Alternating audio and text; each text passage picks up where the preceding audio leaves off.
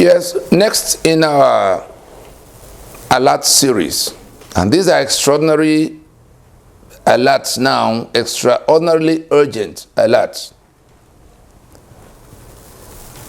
The one that everybody must put aside what they were thinking before now and evaluate is the 2023 election. The centrality of the 2023 election in this union dispute. What is it about the 2023 election that connects with the terror we are seeing? What is it about 2023 election that connects with the constitution which we have already defeated, but which some people are trying to drag us to go to revalidate in some way by way of election?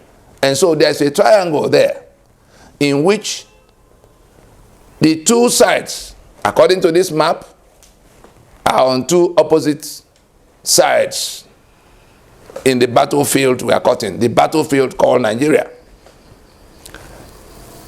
From where things are, the constitution that enabled the Caliphate owners of Nigeria, the constitution that seized all the assets of everybody by way of the 68 items on the exclusive list, the economic assets, the constitution that confiscated the guns in the land into the hands of an illicit federal government, now hijacked by the Fulani, the constitution that has our signature as authorization for the union itself, in which, in the preamble, let the lawyers in the land listen carefully. Let those who know where to find them, ask them, confront them with this video and ask them whether it's not so. The senior advocates, the professors of law, and all of those who go running their mouth all over the place about free and fair election. The NGO people, let people confront them with these revelations. The question of whether we have submitted our lands and our people into the Union of Nigeria as defined by the 1999 Constitution, as claimed in that preamble, is what is central in this union dispute. Because we say we have not met, we have not agreed to form a union, and we've not written any constitution as claimed in the preamble to the 1999 Constitution, because that is what is holding onto our land in the name of a federal government of Nigeria, in the name of the Federation of Nigeria that died in 1966. It is that preamble to that constitution that is holding our various lands into the union that the Fulani is now about to, trying to appropriate for themselves, albeit in our name. So, if it is that constitution that is responsible for all of that, for locking us down into a union of death, for seizing all our economic assets, for confiscating all the guns and putting in the hands of those who are bent on exterminating us, for making it impossible for us to generate electricity for ourselves or build our infrastructure by ourselves, that make it impossible for us to elect who will govern us, so that people in Abuja pretending to be INEC can decide for everybody what will happen in every locality. That is what that constitution is doing. And the intervention of this Nigerian Indigenous Nationalities Alliance for Self-Determination, which began right after Decoy, playing out as Pronaco at the point we were having a meeting of the nationalities to say, look, let us put aside all of what happened before and agree. 2005, 2006, Buhari was part of the Fulani delegation that came to that discussion. 164 ethnic delegations, sitting for 2 years. We sat in Lagos, Port Harcourt, Enugu, Jos, Kano, and back in Lagos at plenaries. There's nobody among those who are parading themselves in Abuja that they didn't get involved at one point or the other, and the US and EU sent observer missions in all those times. We called a meeting of the owners of Nigeria to decide whether we want to carry on in the union, and if we say yes, on what terms. And it had an outcome. So when you hear about NINAS, it is the culmination of all those years, almost 22 years of continuous action involving large numbers of people, cutting across all the ethnic identifiable ethnic nations across Nigeria, the ones who are locked in here by the mischief of 1914, by the British in their colonial venture. And it is in our collective quest to rescue ourselves from the worse than apartheid union Nigeria has become for all of us. The Fulani imposed constitution of Nigeria is why we are slaves in our land, is why we are being killed, is why we are being impoverished to become the global poverty capital for a country as endowed as we are. That constitution is the reason why our people are living in exile, economic exile all across the world. Go to the US, go to Asia, go to Europe. It is that constitution that makes life impossible here. And so our intervention was to work out the alternative to it. Since it is our signature that was implanted on it, again illicitly, by the people who imposed it by decree, Absalom Abaka and his co-travelers in 1999. And so, having done all of what we did from after Nadeko, by way of Pronaco, the MNN that went to court in 2007, to provide a framework within which Nigeria could ease out that constitution and get the owners of the land to decide where they want to go with their sovereignties. We went on from there to the joint multi-regional actions that began with the solemn assemblies to repudiate that constitution formally after we had gone to court in 2007 to say we did not make that constitution. And if you file such a case after having a countrywide meeting, by the way, at Pronaco, all the groups that were already carrying arms against the Nigerian state, Asari Dokuba and his Niger Delta Volunteer Force, the Guardian Adams and his OPC, the Masob of Wazirika of the time, and all kinds of other groups in between that were not too well known, all the groups that were carrying arms were persuaded by that process to come put their guns aside to discuss with the rest of Nigeria for what we do with our union that was failing. And so, what government could not do in calling a meeting that will discuss everything, starting with the first question of whether we want to carry on in the union, we didn't make. You know, we were able to do it. And the consensus we built from there became basis of now launching an attack on the foundation of that constitution by which we have been enslaved, the 1999 constitution. That attack was rolled out in the May of 2007 with plaintiffs that included Nohoro and Sisiono and Ojoko, later joined by Shoyinka and all kinds of others, Bishop Bonigi, Bankole Oki, the senior advocate, and the two persons that were being held for treason at the time, Asari Dokuba and Wazirike, by Obasanjo, who grabbed them at the time. So we launched a formal engagement against that constitution so that we can ease it out like South Africa eased out the apartheid constitution. But those who felt they had all the guns and they could have their way and force everybody around, insisted that it would not be addressed. They wobbled on to elections.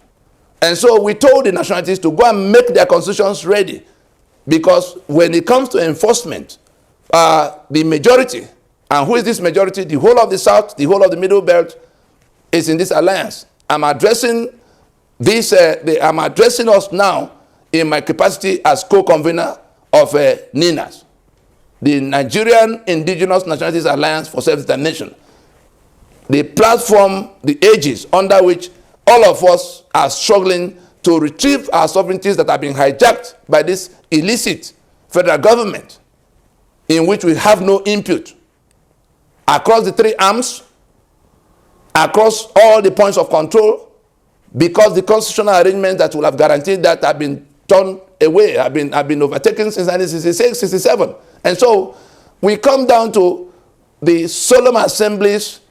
I'm just letting us know what this NINAS is. NINAS didn't just come up 2 days ago. It's the culmination of a 22-year process that involved the peoples of the country across the length and breadth, including those who are carrying arms, that involved all of the international stakeholders, the owners of Shell and Mobil, because if it becomes a boxing bout of course, they will have to be called in. We saw it in 1967 to 1970 that they came to the battlefield. Whatever they did then, of course, that was then. Now we have gone round to lay it before everybody. And so we got the nationalities in these 3 blocks we saw here. The Yoruba block here, the Lower Niger block here involving the South, South, and Southeast as ethnic nationalities, and the Middle Belt in all of this, minus the ones who have seceded from our secular union, that have embraced the Caliphate, that has embraced Sharia. So it is in this formation of 1, 2, 3 that we have this alliance, each repudiating by solemn assembly the 1999 Constitution for themselves. 27th of April 2015 was when it happened in Port Harcourt. Go to YouTube today, click Solemn Assembly of the Peoples of the Lower Niger. You will see when they came forward to say they are no longer going to live with this.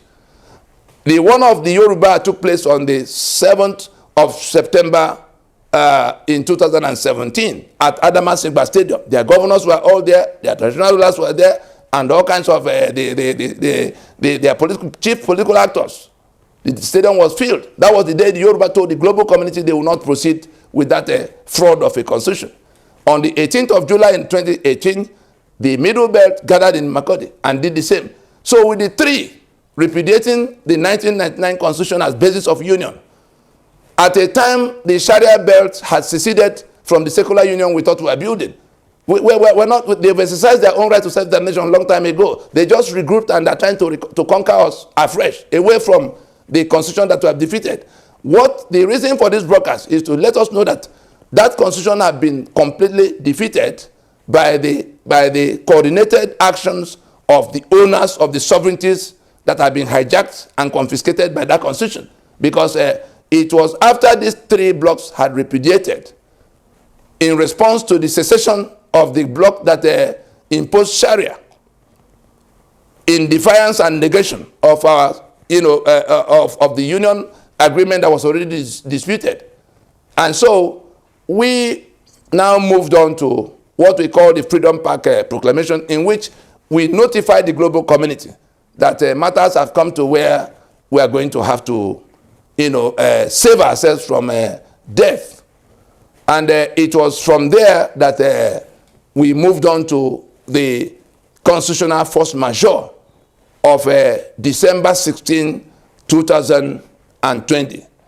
That constitutional force majeure is an ongoing thing until it gets to its destination. That is, it is designed to wind down and wind up the operation of the 1999 Constitution, to terminate the union of death that it had imposed on all sides, to also provide the framework for working out peacefully the replacements, which will be in 2 stages, in which people will be voting in the first stage in referendum to recommit to a union, because the collapse of that constitution is the end of the union anchored on it. Anybody who doesn't understand this should go and ask Awalu Yadudu, the quota professor, that raised alarm in middle of 2020 that that action of force majeure was going to compromise, that was going to unhinge the legal basis of the Federation of Nigeria.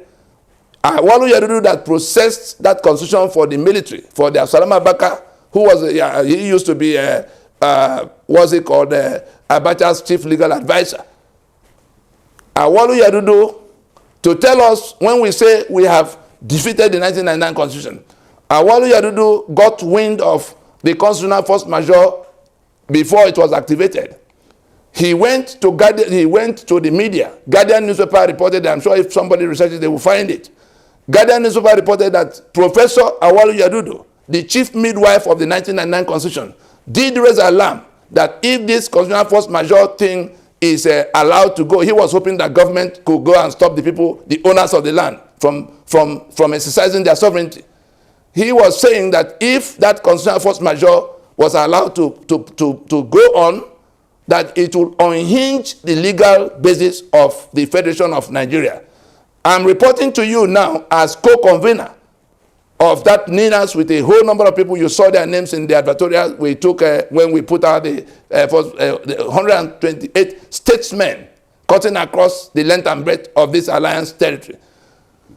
I report to you today that that force majeure was rolled out. It has met all the objectives. The consultations that needed to be done had been done. All of the preparations that had to be done in one place or the other are in place. And the legal basis of the Federation of Nigeria stands unhinged. And that brings us to the point where we now begin to ask what will happen. We are not anarchists, and therefore in that force majeure, we also made provision for the transition. We say, look, those in government house are not our problem at all. It is the constitution by which our lives are being ruined that we are quarreling with. That's what we've been working to dislodge. And we've come to the point where there's consensus to get rid of it.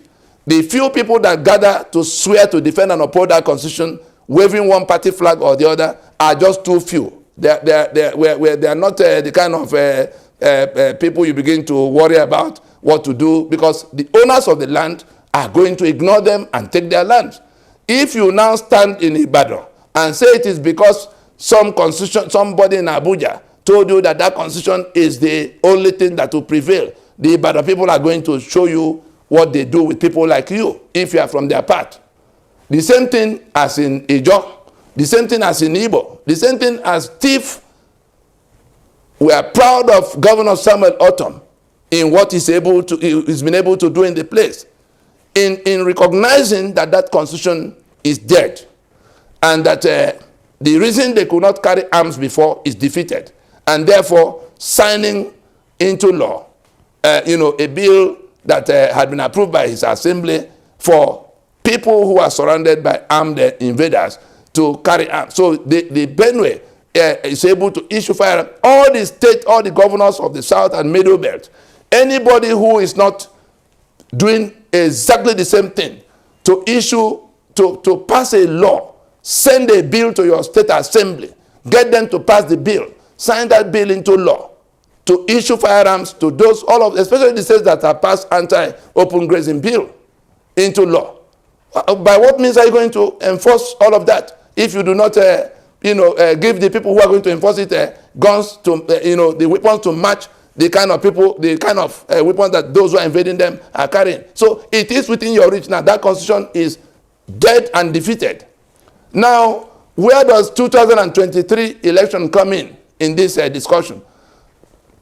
Those who that title deed by which these invaders are prevailing, by which that illicit federal government is now the owner of everybody and their assets, holding on to the oil and gas assets of the Niger Delta, holding on to the ports of Lagos and other things, that constitution having been defeated, these people who want to reconquer you are looking for more time. They have to get more time by all means to continue what they are doing to get somewhere. They've not gotten anywhere now. They are just being stymied. They've been stopped by this campaign of organizing those who own the sovereignty. That's why they've not been able to succeed. And so they require more time. And their only hope for getting that more time is to drag us to another election under this constitution we have repudiated, we've defeated. And so for them, if they're able to drag us towards that election, even now, getting people to be buying form and waving flag of whose turn it is or whose turn it is not, if they're able to bring us to if we're able to put us in that tunnel of going to election, they already bought the balance of this. That's the 1 year to the time that the election should be happening next year to continue their onslaught. They are not stopping in the onslaught. They are not stopping in the invasion. They are not stopping in the attempt to conquer us by the invasion. They also have another plan B. In one of the recent broadcasts alerts, we talked about plan A, plan B, and plan C, in which the election is plan C. The election is playing two roles: to keep the South and Middle Belt busy, talking about who will govern, whereas the invasion is continuing. We saw it in the train attack, and what they say the land has to be handed over to them now. They've become impatient. They are feeling defrauded. And so it is only in dragging us to that, pushing us into that tunnel of election. I think it was yesterday that I saw on TV, what's his name, the one chairing INEC for them, Mahmoud, or whatever he's called, saying that no matter what the situation is, they will go to election. That caliphate is desperate now to go to election. I also saw the National Security Advisor trying to lend Monguno also, trying to lend his voice to it, that it is the duty of all of us to make sure we go to election. Again, we remember Baba Ahmed. These are now the caliphate proprietors of what they are doing. Hakim Baba Ahmed was telling us the other time that it is only by all of us joining hands that we can get to election, that to ease out the Buhari who doesn't agree with the restructuring. These are all gimmicks. The caliphate wants to get more time to continue their conquest. The outcome of the election is already predetermined. They don't even know how to get there based on what is coming at them from all sides. They didn't anticipate anybody could defeat that constitution. They didn't anticipate anybody could organize the kind of alliance we have now. They didn't anticipate anybody could get to Washington and push them out from where they used to be in the inner workings of things. They are now strangers in that place. And so the other side of the coin is that the people who have done all these efforts to defeat that title deed, that constitution by which they are bound into Nigeria and made slaves there by this caliphate, they also have a chance to finally get rid of this enslavement. If the only task is stopping the journey to that election as a demonstration of their resolve, as a demonstration of their rejection of that constitution. The international community is waiting for us to do just that. There's no other thing left between us and our freedom. It is to demonstrate by rejecting the journey to election in 2023 that we have repudiated that constitution and we're interested, we're desirous of, we're now very anxious to recover our sovereignty. If we don't, these people to whom these lands have been promised for helping kill off other people to bring those who came to power in 2015, these people are waiting in your forest all the way to Boni, all the way to Badagry. From the point they entered in the upper part, they have mapped out all the Nigerian land. The Fulani from Mali, the Fulani from Senegal, they all know where they have been mapped. The people you call Fulani herdsmen are the advanced teams that came ahead of the others to kill off the owners and become the new owners. And that was why the documentation to make them citizen and to make them indigene after 5 years were all being smuggled through the National Assembly of Lawan and Bajami Amila, his handmaid. And so it is our task now to stop that journey so that that constitution will go down.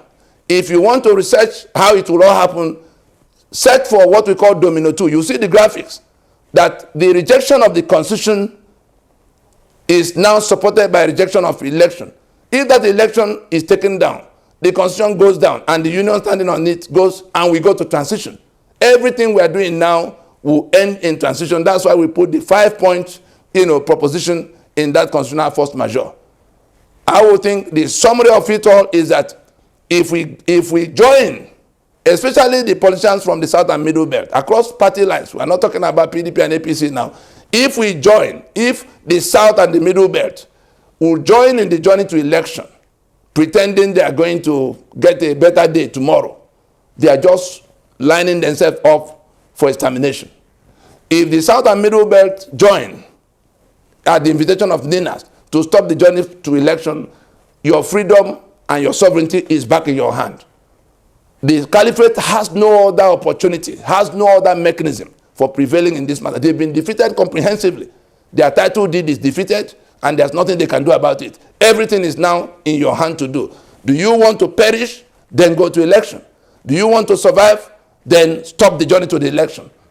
We'll have to end it there. Thank you.